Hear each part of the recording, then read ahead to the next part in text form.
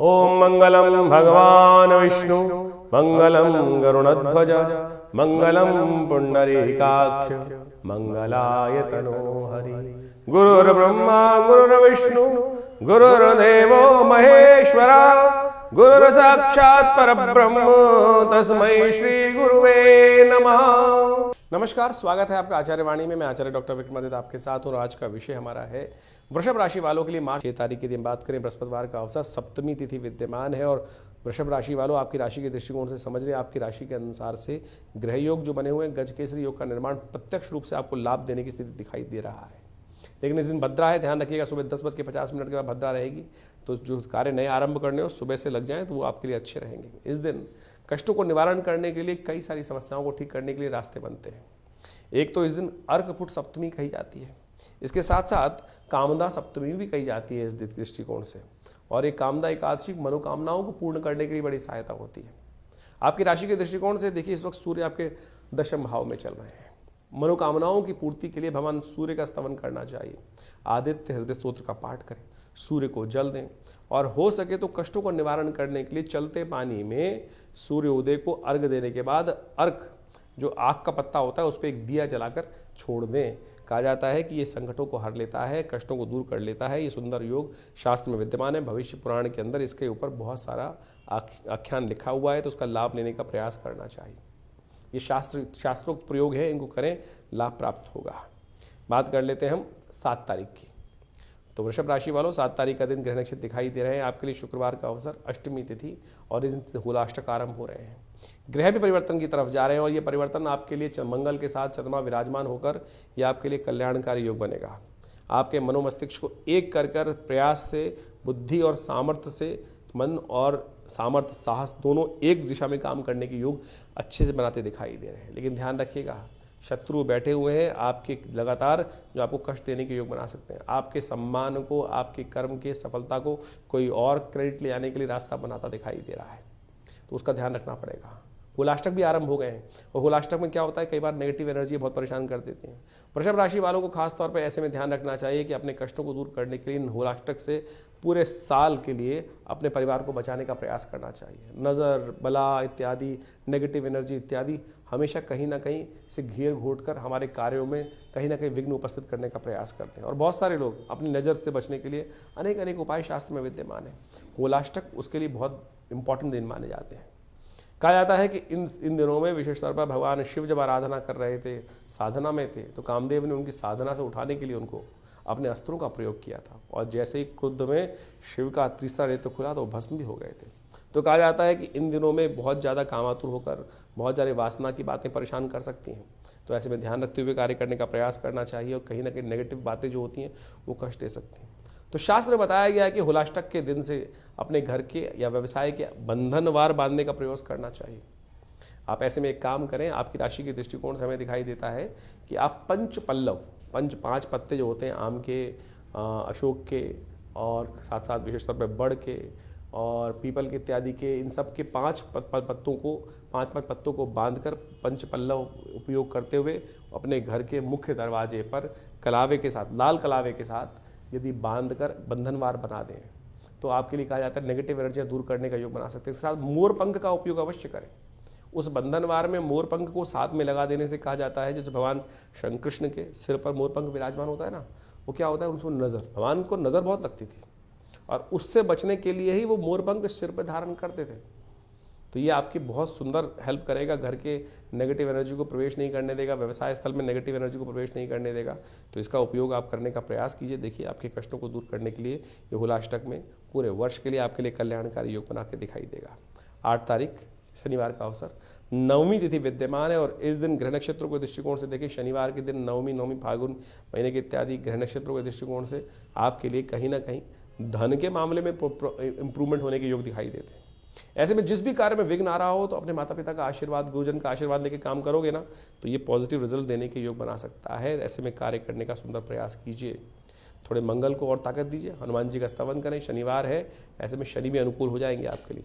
9 तारीख रविवार का अवसर, दशमी तिथि विद्यमान है और इस दिन ग्रह नक्षत्रों के दृष्टिकोण से देखें तो ग्रह परिवर्तन की तरफ जाएंगे और ये परिवर्तन आपके लिए पॉजिटिव रहेगा, नेगेटिव बिल्कुल नहीं दिखाई देता।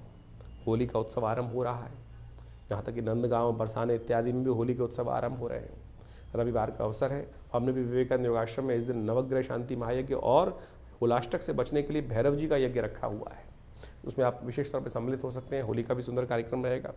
आप भी अपने स्थान को आरक्षित कर विवेकानंद योगाश्रम में सुबह जो होने वाले यज्ञ में अवश्य पधारें। सुबह 8 बजे से लेकर करीब 10 साढ़े 10 बजे तक ये कार्यक्रम चलेगा। सुंदर रूप से भगवान की सुंदर प्रार्थना भी होगी, यज्ञ भी होगा, कीर्तन भी होगा। और आपके कष्टों का निवारण करने के लिए आप डायरेक्टली हमें वहाँ पहुँचकर प्रश्न भी कर सकते हैं। उसके लिए भी समागम का सुंदर कार्यक्रम रविवार के दिन रखा गया है। 10 तारीख सोमवार का अवसर, एकादशी तिथि विद्यमान है और इस दिन आमल की एकादशी का सुंदर योग बन रहा है। ग्रह दिखा रहे हैं स्वार्थी बन जाइएगा तो काम सिद्ध हो जाएगा। बहुत ज़्यादा उदारता से काम करोगे तो लोग आपको लूट लेने के योग बना सकते हैं, नुकसान देने के योग बना सकते हैं। तो इसलिए बहुत ज़्यादा टाइम को खराब ना करें, स्वार्थ बनकर स्वार्थी सिद्ध करने का प्रयास करें, अच्छा रहेगा। भगवान विष्णु की सुंदर उपासना करें, आंवले का भोग लगाएं और आंवले का प्रसाद ग्रहण करें।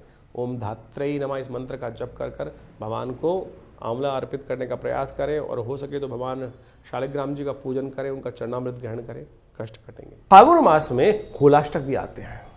वो होलाष्टक बहुत महत्वपूर्ण दिन माने गए हैं।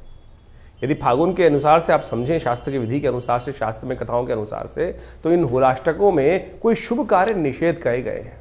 उसकी 2 कथाएं शास्त्र में बहुत प्रचलित हैं। एक कथा तो ये है कि जब भगवान का जो शंकर थे वो साधना में थे और कामदेव ने उनकी साधना को भंग करने के लिए कामस्त्र का प्रयोग किया था, तो उस समय में भगवान ने कामदेव को भस्म कर दिया था। और दूसरी कथा एक और है कि जब हिरण्यकश्यप और हिरण्याक्ष इत्यादि थे और वहाँ पर भक्त प्रहलाद पर उन्होंने अनेक प्रकार के अत्याचार उपस्थित किए और उन सब अत्याचारों में इन 8 दिनों में भक्त प्रहलाद को भक्ति से विमुख करने के लिए अनेक प्रकार के त्रास दिए गए और अंत में उस भक्त प्रहलाद को अग्नि में उपस्थित कर दिया गया था, जिसको होलिका लेकर बैठ गई थी। और चमत्कार हुआ, भगवान ने वास्तविक तौर पर जो शास्त्र में कथा के अनुसार से कहा जाता है कि भक्त प्रहलाद भगवान की कृपा से बचकर आ गए और होलिका जल गई। तो ये समस्त जो कथाएं हैं ये शास्त्र में कहीं ना कहीं हमारे कष्टों को दूर करने के लिए कुछ सूत्र देती हैं और हम ज्योतिष विज्ञान के माध्यम से आपके समक्ष उन्हीं उपायों को यहाँ उपस्थित करने का प्रयास करते हैं कि जो पुराणों इत्यादि में वर्णित किए गए हैं। देखिए, ज्योतिष को आज की तारीख में कुछ लोगों ने केवल टोटकों पे बांध दिया है और ऐसे उपाय जिनका कोई औचित्य नहीं है उनको करने से कोई फायदा होने वाला है नहीं। ज्योतिष मन का वहम नहीं है। ज्योतिष कोई ऐसा प्लेसिबो नहीं है कि जिसको कह देते हैं कि शायद कर लो, नहीं। ज्योतिष में जो प्रमाण हैं वो पुराण इत्यादि में बहुत सुंदर तरीके से वर्णित किए गए हैं। कलिकाल में ये हमारा इतिहास है, जो पुराण में कथाएं हैं ये हमारा इतिहास है, ये शास्त्रों में ऋषियों का अनुभव है जो उन्होंने उन कथाओं के माध्यम से वहाँ वर्णित किया है और उसी के हिसाब से पंचांग का निर्माण किया जाता है, उन तिथियों का निर्माण किया जाता है। उन तिथि में जो उत्सव बताए जाते हैं वो सब के सब वहाँ वर्णित हैं। यदि शास्त्र के दृष्टिकोण से देखें तो इस फागुन मास के अंदर, शुक्ल पक्ष के अंदर अनेक प्रकार के व्रत बताए गए हैं। पयोव्रत जिसका वर्णन हमने आपको किया, मधुक तृतीया इत्यादि का व्रत और अविघ्नकर व्रत भी इसके अंदर आता है जो चतुर्थी को किया जाता है। कहा जाता है कि इस दिन यदि कोई व्यक्ति अपने कष्टों को निवारण करने के लिए, जीवन में हम काम करते हैं, विभिन्न प्रकार के कष्ट आते हैं, विभिन्न प्रकार के विघ्न उपस्थित हो जाते हैं। ऐसे में श्री गणेश की सुंदर उपासना करने के उपरांत यदि तिल के जो तिल से भरे हुए यदि कहा जाता है कि मटकों को 5 मटकों को लेकर 4 मटकों को लेकर गरीब ब्राह्मणों को दान कर दिया जाए, गरीब लोगों को दान कर दिया जाए, तिल के तेल का दान कर दिया जाए तो अनेक प्रकार के कष्टों से निवारण करने का योग बन जाता है। मनोरथ चतुर्थी भी इसी मास में पड़ती है और कहा जाता है फागुन शुक्ल पक्ष चतुर्थी के दिन स्वर्ण से निर्मित गणेश जी की यदि सुंदर मूर्ति का व्रत कर उनका पूजन किया जाए तो भगवान गणेश समस्त विघ्नों को दूर करने के युक्त है, मनोरथ सिद्धि के योग बन जाते हैं। इसके साथ साथ अर्कपुट सप्तमी का योग भी शास्त्र के अनुसार से बताया गया है। अर्कपुट सप्तमी के दिन कहा जाता है कि स्नान के पश्चात भगवान सूर्य का सुंदर रूप से ध्यान कर उनको अर्घ इत्यादि देकर और व्रत कर या अगर एक दिन पहले व्रत कर यदि भगवान सूर्य को अर्घ दें तो सूर्य संबंधित समस्त समस्याओं को दूर करने के अनेक रास्ते आपके जीवन में बन जाते हैं। सूर्य कीर्ति के मालिक हैं और हर महीने सूर्य की संक्रांति होती है तो उन सब में यदि विधि विधान के अनुसार से हम समय समय पर आपको उपाय बताते हैं, उनको करेंगे तो बहुत सुंदर रूप से कष्टों को निवारण करने का योग आप अपना अवश्य बनता है। और इसी दिन को सप्तमी को कामदा सप्तमी के रूप में भी माना जाता है और भविष्य पुराण के अनुसार से कहा जाता है कि फागुन शुक्ल पक्ष सप्तमी के दिन जो स्त्री पुरुष भगवान सूर्य का नमन करते हुए उनका व्रत कर और उनको अर्घ देते हैं, अहि सूर्य सहस्त्रांशु तेजो राशि जगतपते अनुकंपाय मां भक्ता गणगणम दिवाकरम। इस प्रकार से भगवान सूर्य को जल देने से यदि आपको क्रोध की समस्या है, यदि आपके जीवन में कोई कष्ट चल रहा है, सूर्य आपको यश नहीं देने जा रहा है, या सूर्य आपके कमजोर अवस्था में बैठे हैं, या सूर्य पाप ग्रहों से युक्त होकर बैठ गए हैं, तो इस व्रत को करने से सूर्य को शक्ति प्राप्त हो जाती है। तो अवश्य इन समस्त शास्त्र वर्णित उपायों को करने का प्रयास करना चाहिए। और विभिन्न पुराणों इत्यादि में जिस प्रकार का वर्णन किया गया वो हम समय बताते ही हैं। और एक सबसे बड़ा त्यौहार और भी आता है, भगवान जिसको कहा जाता है कि अभी हमने हुलाष्टक के बारे में आपको वर्णित किया ही किया है। उसके बाद पूर्णिमा के दिन चंद्रदेव का जन्मदिन माना जाता है। कहा जाता है कि चंद्र दोष जिनकी कुंडली में लगा हुआ हो या किमुद्रम योग कुंडली में लगा हुआ हो, तो इस दिन भगवान चंद्रदेव की सुंदर उपासना करने से अनेक कष्टों को दूर करने का योग बन जाता है। जो चंद्रव्रत का वर्णन होगा वो अगले एपिसोड में हम आपको बताने वाले हैं, जब बीच में जो वर्णन आएगा, क्योंकि इस दौरान जो ग्रहों का योग पड़ रहा है वो हमने आपके समक्ष उपस्थित किया। तो आपको इन सब चीज़ों को सत्य रूप में समझने का प्रयास करना चाहिए। ये हमने इस कार्यक्रम के माध्यम से जो भी चीज़ें पंचांग के अनुसार से आपके समक्ष रखने का प्रयास किया है। कई लोग तथाकथित तौर पर ये बात को भ्रांति समझते हैं कि भैया ये उपाय से कुछ नहीं होने वाला। अरे शास्त्र में जो उदाहरण है उनको करके उन्होंने जो कथाएं बताई गई हैं उन सबके जीवन में कष्ट को दूर करने का मार्ग बना के नहीं बना। आपका विश्वास चाहिए, आपकी श्रद्धा चाहिए, और श्रद्धा से कष्ट निवारण करने का योग अच्छा बन जाता है। एक बात और समझें, वास्तविक तौर पर ऐसा कोई भी कष्ट नहीं है जो आज आया है पहले ना आया हो। ये संसार अविरल क्रम से चलता आया है। तो जो उन सब योग, अगर आप वेद पुराण इत्यादि पढ़ें, अथर्ववेद को पढ़ने का प्रयास करें, तो वहां अनेक मनोकामनाओं की सिद्धि के लिए शास्त्र में अनेक उपाय बताए गए हैं। यजुर्वेद इत्यादि संहिता में तो अनेक प्रकार से इन सब चीजों का वर्णन किया गया है। अथर्ववेद के अंदर स्वास्थ्य संबंधी समस्याओं को ठीक करने के रास्ते मिलते हैं, तो यजुर्वेद के अंदर मनोकामनाओं की सिद्धि पूर्णित करने के लिए अनेक उपाय शास्त्र में वर्णित किए गए हैं, जैसे रुद्राष्टाध्यायी। रुद्राष्टाध्यायी के अंदर विभिन्न मंत्र हैं। विभिन्न मनोकामनाओं की पूर्ति के लिए भगवान शंकर से प्रार्थना की जाती है, और सत्य माने भगवान की प्रार्थना से वो समस्त कष्टों का निवारण करके योग बन भी जाते हैं। तो इसलिए अपने मन की शंकाओं को दूर करें। लोग होंगे बहुत सारे जो आपके मन में शंकाएं उत्पन्न करने का प्रयास करते हैं। बहुत सारे इस संसार में भांति भांति के लोग हैं, पांचों उंगलियां बराबर नहीं होती।